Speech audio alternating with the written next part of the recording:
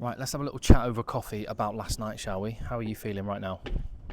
Uh, Congratulations again to South Africa. I'm going to be honest. I feel a bit emotional now. I'm sat in the airport departure lounge at Orly Airport in Paris. I haven't slept. I've not changed my clothes. I have been back to my apartment. Slept for about an hour. I was just wired. Yeah, I went out for a couple of drinks, but I was just wired with kind of adrenaline still coursing through my veins. And maybe I'm a bit emotional because I'm really excited to go home. And also sad that this wild journey is coming to an end. Overall, though, just so happy it happened. So privileged to have been able to go and take a journey through this World Cup and share it with you here on Egg Chasers. And thanks once again for the support. It's just been incredible. And I hope that the last few videos captured what it was like for me watching a game at the Stade de France, and I can't believe that happened. And to see, that's another one of the reasons I think it just feels like a bit of an emotional experience. It felt like as I was sat there watching Sia Khaleesi lift that trophy for the second time, that felt like I was watching something in person that people are going to talk about and images that are going to be shown many, many years from now. It just felt significant, symbolic, and just really, really special. And I think, you know what hopefully I've got across on some of the videos from last night, especially with the Springbok fans, they were brilliant. But a little bit of what rugby's all about. And I've got to say, on that front, I mentioned the Springbok fans, how good they were. The New Zealand fans, they are a classy bunch. They really are.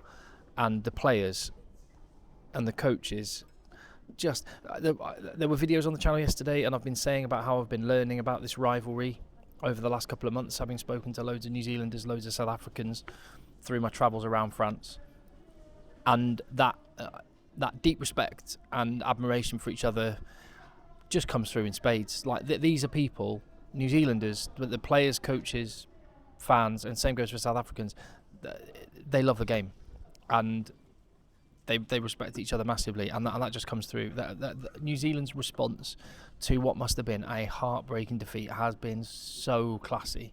I'm so impressed, and I was really worried that this was going to be a big post-mortem about refereeing decisions and we were robbed, etc. I honestly haven't seen a lot of that. There was a bit knocking around last night, but then if you go looking for it, you'll find it. Twitter, Reddit, and stuff like that. But yeah, it's been absolutely brilliant.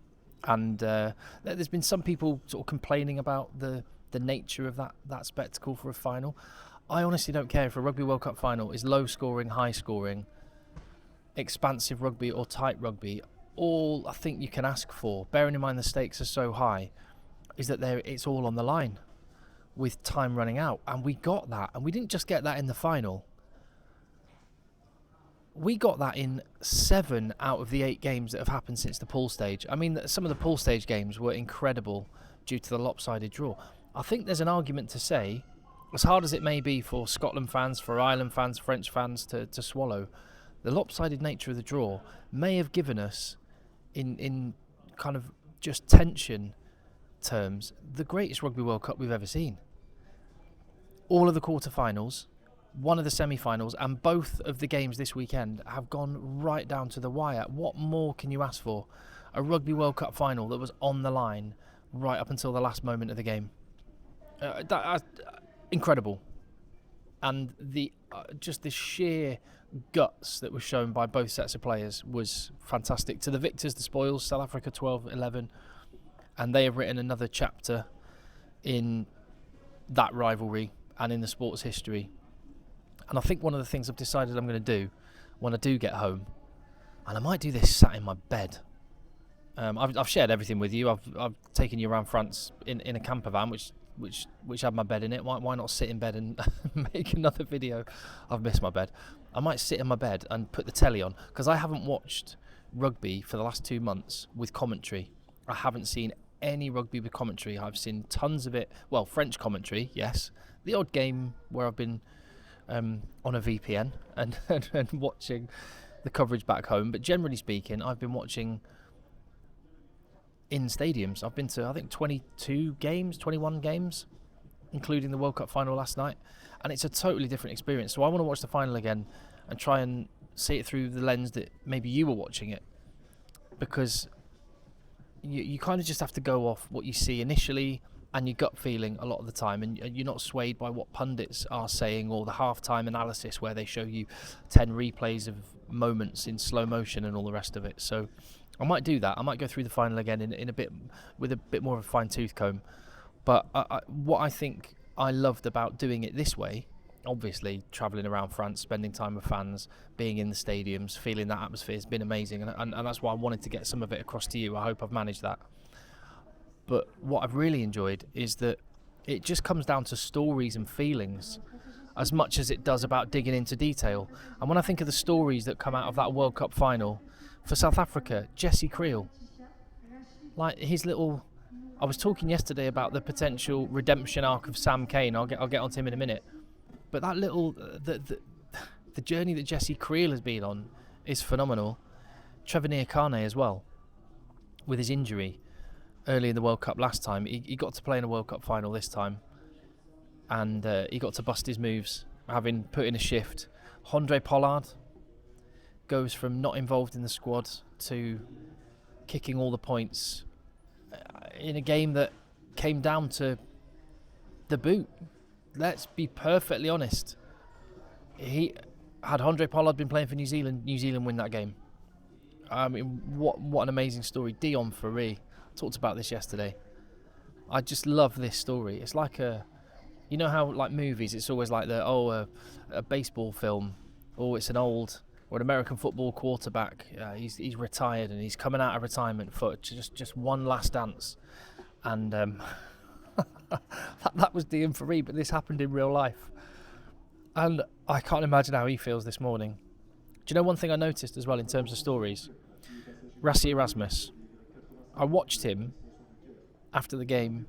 Well, I watched him before the game. Do you know one thing he does? I've noticed this every time I've seen South Africa. In the warm-up, he's very hands-off. He leaves his coaches to do their work, and he just stands. And he usually stands just on the halfway line, and he just watches the opposition the whole time. And everybody else on that whole pitch was watching their own team. Rassie Erasmus was watching New Zealand, and he did it last week. That's when I really noticed it. He spent the entire warm-up stood watching England. You could tell he was just trying to see if there was just something he might have missed in his preparation, some little chink in the armour that he might be, even in the warm-up of a match. And that's the detail, and that's the attitude that guy's got. But what I did notice after the game yesterday was Rassie Erasmus stood back. Now he's a guy that he's quite happy to take the limelight, quite happy to take centre stage, isn't he? And he's very entertaining when he does. He's quite happy to rattle cages and ruffle feathers, whatever other metaphor you want to use. But he stood right back last night, let his players and let all the other coaches take centre stage. It was Jacques Nienaber doing the interviews. It was all the players, and Rassie Erasmus just stood right back. And I thought, do you know what? Fair play. I think as like between him and Sia Khaleesi as the figureheads, you've got guys that are rugby through and through. In fact, I got a comment yesterday from a guy who grew up by Dispatch Rugby Club. Is it Port Elizabeth? Near Port Elizabeth? Proper rugby roots part of the world, and where Rassie Erasmus grew up. And the guy clearly loves it. And I just thought that was nice that he took. And let me just flip over to New Zealand as well in the stories there. Sam Whitelock, Aaron Smith. I mean, absolute legends of the game. World Cup winners themselves, obviously, and they'll be heartbroken that they couldn't get another one. Sam Cane, I really like that. The sentiment seems to be don't go in hard on this fella, because that could have been any player. I mean, New Zealand will have to reflect that in the knockout stages, particularly, their discipline did cost them. There was plenty of cards flying around, and maybe that's something they have to confront. But you can't hold anything against Sam Cane. He actually answered a lot of his critics, and I think Ian Foster did the same in the way he's handled himself through all the criticism. Never let it move him and Sam Cane the same from the path that they were on, and that's how close they got to being world champions. And that would have been some story as well. So you've got to say fair play. And for the future, right, so go back to, what was it, July? The start of the Rugby Championship. I made a couple of predictions. You can go and look at the videos. See, I did say this. I said two things. Well, among the predictions I made, two. First one, it will be a South Africa-New Zealand final. Okay. Second prediction, Tyrell Lomax and Ethan de Groot would take over, at this World Cup, they would take over from Stephen Kitsoff and Frans Malherbe as the best props in the world. I think they did that last night. Honestly, I do. Even when Oxenche and Trevor Nyakane came on, it was still de Groot, Lomax, and then Laulala, again, what a career he's had, who managed to get more than parity in front. And I think New Zealand's front five, do you know what? There's some young guns there. They've got some guys that are going to be around for a while, and they can really build on that.